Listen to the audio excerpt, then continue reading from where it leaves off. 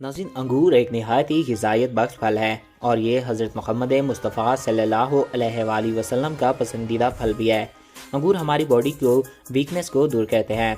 अंगूर कैंसर के मरीज़ों के लिए नहायत ही मुफीद होते हैं और यही वजह है कि ये कई बीमारियों से बचाते हैं। आंखों को सेहतमंद रखने के लिए भी अंगूर काफ़ी कारगर माना जाता है। इसके अलावा जिगर को साफ़ रखने के लिए, अच्छे सेहत और हाजमे के लिए भी अंगूर को इस्तेमाल किया जाता है। ये काफ़ी मुफीद फल है। अंगूर में fibre, protein, copper, vitamin C के अलावा विटामिन ए, एंटीऑक्सीडेंट और एंटी इन्फ्लेमेटरी प्रॉपर्टीज़ पाई जाती हैं। अंगूर आपको डिहाइड्रेट होने से महफूज रखते हैं। इसके अलावा अंगूर खाने से कॉन्स्टिपेशन, किडनी प्रॉब्लम्स वगैरह से फ़ायदा होता है। इसके अलावा ये फल बहुत ही मुफीद है। इसके अंदर फाइटोन्यूट्रिएंट्स मौजूद होते हैं जो आपकी बॉडी को हेल्दी रखने में कामयाब साबित होते हैं। इस फल का जूस दमा और दिल की बीमारियों और हड्डियों के लिए काफ़ी मुफीद माना जाता है।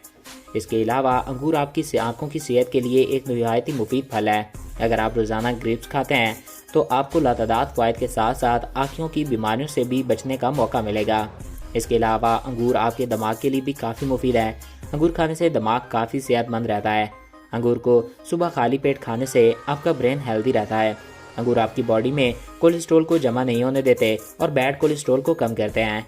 अंगूर से हमें लातादाद फ़ायदे हासिल होते हैं। इसके साथ अंगूर हमारे हाजमे के लिए इंतहाई मुफीद हैं। अगर कॉन्स्टिपेशन में हो तो इंतहाई हाजमे के लिए मुफीद हैं। अंगूर कॉन्स्टिपेशन में तो इंतहाई मुफीद हैं। अगर आप रोज़ाना अंगूर खाते हैं तो ये आपका मैदा दुरुस्त रखने में और कॉन्स्टिपेशन को दूर करने में मदद देते हैं। जब भी हमें कुव्वत मुदाफ़त का सामना करना पड़ता है तो कई बीमारियां हमें लग जाती हैं। अंगूर हमारी कुव्वत मुदाफ़त को बढ़ाने के साथ साथ भरपूर एनर्जी फराहम करते हैं। तो आई होप आपको ये वीडियो अच्छा लगा होगा और आपकी मालूमात में इजाफा हुआ होगा। एक नए वीडियो में फिर मिलेंगे। Thanks for watching. अल्लाह हाफिज़।